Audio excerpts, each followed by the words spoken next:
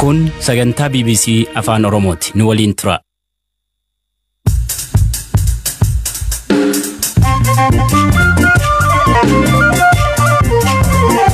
Yooyaa ammallee yooyaa dhaggeeffattoota BBC Afaan Oromoo sagantaan keenya karoobii am jalqaba. Qophiitiin tarraa keessatti jitook eegee jechaan jumlaa maayikaadiraa raawwatte jiraatoti waan muddat himan sagantaa keessa dhageettan. Al-Shabaab OLF naannoo kana yoo dhabamsiifne tokkummaan hin cimaa jedha Abiy Ahmad. Isin maatii tokko afaan tokko dubbattu aadaan keessan tokko fedhiin keessanillee tokko nageenya keessan eegsisuu badhaadhina mooyaalee biyya lamaan keessa jiran fiduu filannoo biyyaalessaa hirmaachuun nu tulfaatti jedha Kafaa'uun.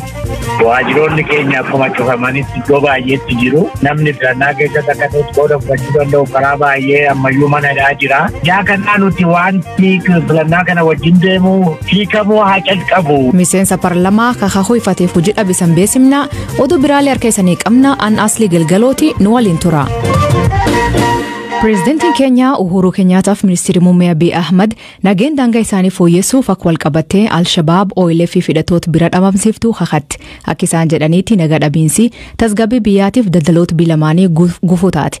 Ergaa kanarra kaqaan piroojeektii guddaa Mombaasaa Naayiroobii Finfinnee wal qunnamsiiska taa'ee daandii kiiloomeetira 500 dheeratu hawaasa Agar Maariyaam Hagmooyalee waliin eebbisan dhaaman. Jalqabaan daandii qaxaamur daangaa mooyalee eebbisuun kabanan yoo ta'u bulchootii kun lameen walitti dhufeen Keenyaaf Itoophiyaa cimsuuf hojjechuu jirraa jedhan. Waa'il keen yaadata biraanuu ka eebbitan magaala mooyalee tortofaa tureen sagantichi akkam turee jedhe gaafadhe. Galatoomii Aslii egaa daangaa mooyalee erga cufamee xiqqoo tuttureera sababa koronaa vaayirasiif jedhamee kan namoonni duraan callisanii asiif achi daddarbaa turani. Daangaan inni kun immoo kan mootummoonni lameen walii galanii sirriitti uummanni rakkoo tokko malee akka gara biyya lamaanitti qaxxaamuree jireenya isaa jiraatu akka danda'uuf kan dandeessisudha. Akkuma beekamu naannoon mooyalee kun daangaan Itoophiyaa fi Keeniyaa gidduu nageenya yeroo hedduu akka boora'u hin beekama. Nageenya boora'u sanaa uummata keenyaa fi badhaadhinni akka dhufuuf yookaan immoo misoomni akka dhufuuf irratti cimsinee hojjennaa. Gareewwan naannoo sanatti immoo socho'aa nageenya naannichaa booressan balleessinaan akkuma argitanitti wanti hedduun hojjetamuu danda'a jechuudhaan muummicha ministeeraa Abiy kan dubbatanii Uhuru Keenyaataan illee yaada muummicha ministeeraa kana deeggaruudhaan.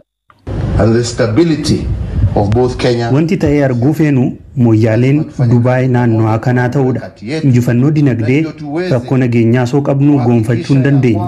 Kanaaf akka biyyoota ollaa lamaatti nu keessa ta'anii qaamolee nageenya Keeniyaas Itoophiyaas jeeqan waliin taanee irratti hojjechuu qabna. Tasgabbii Keeniyaa fi Itoophiyaa cimsuun jijjiirama uummata mooyyaaleetiif fiduuf wajjin hojjechuu qabna. Guyyaa kana gammachuu guddaatiin natti dhaga'ama obboleessa kiyya simachuuf. Asirraa Laamuu daawwannee booda Mombaasaas daawwanna. Kun cufti michummaa biyyoota lamaanii walitti daldalaa fi investimentii biyyoota lamaanii gidduu jiru cimsanii itti fufuufi. Isin maatii tokko afaan tokko dubbattu aadaan keessan tokko fedhiin keessanillee tokko nageenya keessan eegsisuu badhaadhina mooyaalee biyya lamaan keessa jiran fiduu tokkummaa keessan jajjabeessuu boordarii artifishaal kana caccabsitanii tokkummaa keessan eeguun isinirraa eegama. Jabaadhaa gam keenyaan President Uhuru waliin ta'uudhaan naannoo kana jijjiiruuf naannoo kana akkuma biyyoota ollaa hundaaf fakkii ta'u gochuuf fedhii guddaa qabna. Jalqabbiin kun baay'ee gaariidha. Miirri jiraatota mooyalee akkam jira?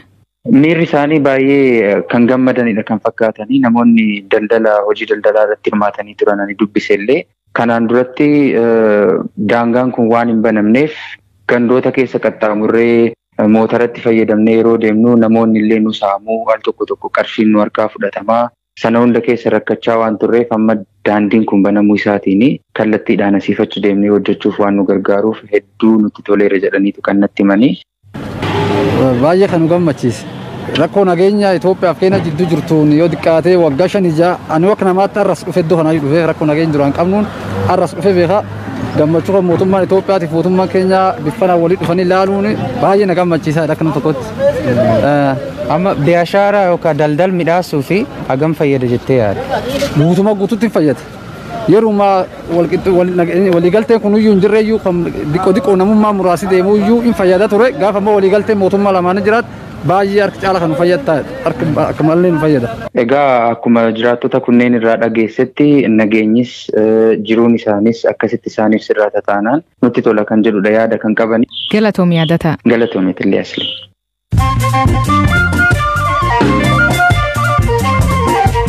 Dhaggeeffattootteen oduu gaggabaaboo isan beeksifne. Haleellaa akka lakkoofsa Itoophiyaatiin onkuleessi 24 barkum 2013 raayyaa ittisa biyyaa ajaja kaabirraa raawwateen booda miseensota waraana federaalaa ukkaanfaman keessaa ajaja itaana kataan Brigeediyaa Jeneraal Addamne Mangiste dabalatee namoonni kumtoktaan gadhiifamuun ibsama. Namoonni kan keen tattaaffii miseensonni raayyaa ittisa biyyaa fi poolisiin federaalaa taasisan gadhiifaman ta'uu Daayirektaraan olaanaa indoktireeshinii raayyaa ittisa biyyaa Itoophiyaa Meejor Jeneraal Mohamed Tasammaa himan. Loltoonni TPLF fi amanoo kataan hordofuu fi dureewwan isaanii addamsanii seera dhiyeessuu cimeetti fufee jedhan qondaaltonni kun. Bulchootii US tallaalii Pfizer BioNTech harka 95 bu'a-qabeessa ta'uu mirkaneessuun tajaajilii atattamaan hojiirra oolfamuu daandii banaa jedhan. Bulchiinsi nyaataaf qorichaa FDA'n tallaalichi akka hin mirkanoofneef yaaddoon nageenya dhowwuu hin argamne jedha. Mani murtii olaanaa Chaayinaa abbaa alangaa Yuugaandaa ka durii Baat Katureebe miseensa koree ogeeyyii falmii idil addunyaa murteessuun qaxar. Katureeben kagan 70 sooran ba'ee am koree kan waggaa 4 ka dhufu waliin hojjeta. Miseensan parlama Tanzaniyaa ka hojii mootummaaf muudame kakachuu ifatee jedhanii dhiisanii nam bira bakka buusan. Francis Ndulaane kasiletaana ministeera albuudaa ta'uu irdeebiin dubbachuu dadhabnaan pireezidantiin biyyaa John Magufuli nama qajeela kakachuu beekuun bakka buusaa jedha. Daaktarooti keenya eegumsi akka godhamuuf mootummaa gaafatan eegi daaktarootiin hedduun COVID'n lubbuu dhaban. Daaktarooti kun ka hojii irra dhaabbachuuf guyyaa 21 mootummaaf kenne meeshaa dhukkubichaa ofirra ittisaniin hin qabnu jedhan.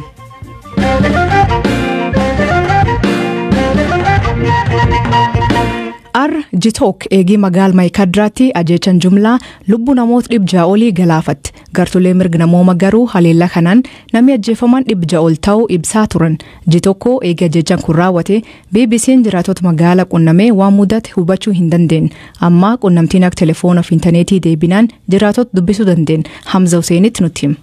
Haleellaan lubbuu namoota 100 lakkaa'amanii galaafate kun kan eegale akka lakkoofsa Itoophiyaa onkoloolessa 30 waaree booda sa'aatii 9 irratti yoo ta'u haga ganama guyyaa itti aanutti itti fufe. Tirfaay Girmaay dhalattuu Tigraay yoo taatu nama sabaan Amaara ta'etti heerumtee waggoota 12 Maayikaadiraa keessa jiraatte ilmoo tokko waliin qabu. Abbaan warraa isii ka hojii qonnaa hojjetu harmee isii dabalatee maatii kan jiraachisu isa. Waggaa 12 achi jiraatte keessatti taatee akka gaafasii takkaa hoo argitee akka hin beekne dubbatti. Abbaan warraa ishii gara jabinaan mana isaa fuula duratti ajjeefamuu dubbatti. Ofiin rakkoo fayyaa akka qabdu ka himtu Tirfaay duuti abbaa warraa isii jireenya ishii akka golgoleessa himti.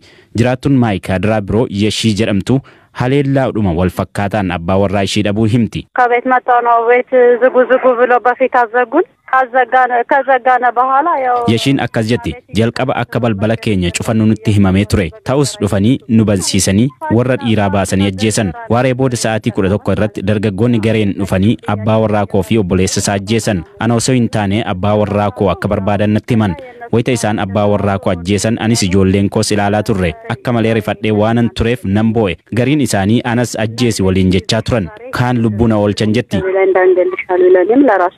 Xilahun Geetinnat Maayikaadiraa keessa ollaa Gimbi Safar jedhamu jiraata taatee guyyaa sanaa akkanaan ibsa. ጠዋት ጀምረን ማለት ነው እኛ ወደ ስራ ነው ስናስብ የነበር ማሽላ ለመቁረጥ ኮንትራት ለማስያዝ gaafas mishingaa calleessuuf qophii gochaa osoo jirru guyyaa keessaa naannoo sa'aatii 7 namoonni gareen gara mana keenyaa dhufanii waraqaa eenyummaa keenya nu gaafatan saba keenya mirkaneeffachuuf jedhaniiti natti fakkaata sa'aatii 8 irratti dargaggoonni magaalattii keessatti hiriira bahanii achii booda sanumaan gara haleellaatti ce'an manarra deemuu gaafa eegalan dubartootaa fi daa'imman akka hin miine dhageenye kanaaf anii fi obboleessi koo baaxii keessa dhokanne nu barbaadanii nu dhabnaan deeman jedha.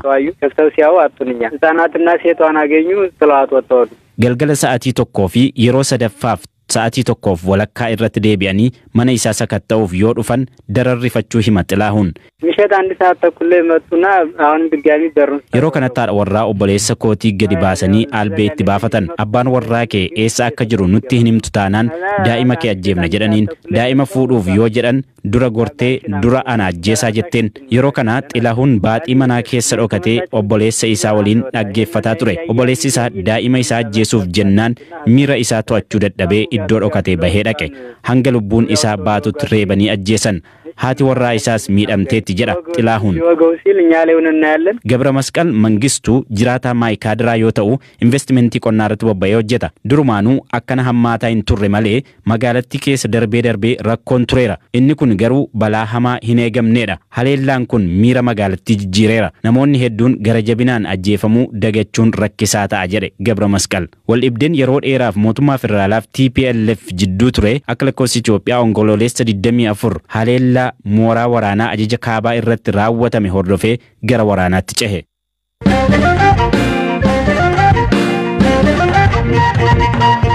Kafaa'oon miseensonni isaa kiikamanii fi waajjiraaleen isaa banaman gaafate. Ibsa baasen dhaabbichi waajjira muummeenalaa waajjiraaleen baay'een cufamanii jiranii miseensonnii fi hooggantoonni federaalaa haggandaa jiran hidhaman jechuun himatee akka gadhiifaman mootummaa gaafate. Kanaan achi filannoo biyyaalessaa ja'affaa taasisaa jirirraatti fedhii qabaannullee hirmaachuun nu tulfaataa jedha Hamza Hussein durtaa paatichaa Profeesar Maraara Guddinaa dubbise. Qabiyyeensaa mootummaanis boordii filannoonis filannaatti deemaa jira jedha. Garuu immoo rakkoo gurguddaan hin hiikamne amma waliigaltee biyyaa uumamee nagaan uumamee dirreen siyaasaa bal'atee gara filannaatti deemaa hin jirru. Waajjiroonni keenya akkuma cufamanitti iddoo baay'eetti jiru. Namni filannaa keessatti akka ta'utti qooda fudhachuu danda'u karaa baay'ee ammayyuu manadhaa jira. Yaa kanaa nuti wanti filannaa kana wajjin deemu hiikamuu haa calqabu. Dirreen siyaasaa bal'achuu haa calqabu. Waliigalteen biyyaa uumamaa haa calqabu. Waan lafa keewwanne akka fudhata kaartaa lafa keewwanne kana waliigaltee lafa keewwanne waliigalteedhaan hojiirra oolchuun haa calqabamu. Karaa itti filannaa duwwaa hojjetameetti deemame akka ilaalcha keenyaatti wanti baay'een barbaachisu jira kanatti atattamaan akka deemamu. Isin amma waliigaltee biyyaalessummaa uumuu keessatti paartilee hundi kan irratti hirmaatanii yeroo darbe mari'atamaa ture yeroo dheeraadhaa fi isinillee keessatti hirmaattanii waraqaa garaagaraa dhiyeessaa mariisisaa mari'achaa turtanii sunoo maalirra ga'e sun tarii furmaata ta'a jedhamee yaadamaa ture waliigaltee biyyaalessummaa uumuu keessatti. Akka keenyaatti eessa ugaan jiru siigalee. dubbatamaa hin guduunfamu. Hojiirra oolu jechuudha. Waliigaltee qabatamaanis hin godhamu siigale. Yaa kana muummichi ministeera waama warri nama walitti finna jedhamsi waamu ordii filannoon waama. Kun hunduu kana gubbaatti waliigallee fudhannee kan sabatti gadi baanu jiru jechuudha. Namoonni siyaasaa dorgomaa ta'uu danda'an hedduun isaanii hidhaa jiru. Haala kana keessatti isin akka nama siyaasa biyyattii beekutti filannoon haala kana keessatti geggeeffamu biyyattiidhaaf maal fidee dhufa jettume? Ilaahisaadha siigalee filannaa yeroo nugusaas deemsifne irraa rakkoo booda nu quunname irraa nu hambifne yeroo dargii filannaan deemeera rakkoo dhufe sanarraa nu hambifne. Yeroo adaawii tokkoffaas filannaan baay'eetu deemaa ture. Tiyaatirii bira darbee tiyaatirii siyaasaa bira darbee wanti inni uume guddaan hin jiru. Ijaa kanaa nuti kan jechaa jirru amma wanti nuti amma kanarraa waan sadii fidaadha. Tokko nagaa fidaa. Filannaan kun saba biyya kanaatii fi nagaa fidamuun fidu. Filannaan kun sirna dimookiraasii calqaba waggaa 50 filannaa ol deemsisaa turre. Inni kun akka haaraatti dimookiraasiin sirna kana keessaa hin dhalatamuun dhalatu. Sabni biyya kana nagaa argate, dimookiraasii dhugaa argate gara guddina isaatti deemuu danda'amoo hin deemu. Filannaan kana hiiknee isaanuun hin ga'u. Deddeebine ibsaanis, xalaanis, boordii filannootti, komishinii dhala namaa. Waajjira muummicha ministeeraati qabeenya baay'eetti katabaa turre. Rakkoo biraa dhalee akka dhufne rakkoo keenya dhumaa qabnee hiikoo calqabnu nagaadhaan gara filannaatti adeemnu kana gochuu baannaan caljedheetuma filannaa jedhamuun bu'aa guddaan fiduusa jedhu waliigaltee biyyaa qabannee immoo filannaa kanatti dhugaadhaan itti adeemnu. Kana amman goonetti rakkoo bal'aadhaan. Dhaggeeffattoota keenya sagantaan keenya galgala kanaa ganumaa nu waliin turuu keessaniif hedduu isin galatoomfanna. Oduu dabalataa website keenya BBC Afaan Oromoo irra dubbisa. Qopheessaan sagantaa kanaa Hamza Hussein ture. Kan isiniif dhiyeessan asli galgalooti yoo waaqe jedhee borsaatti akkana walitti deebina. Nagaa waaqa kee bulaa oraa bulaa deebana hangafamaan dhan bulaa.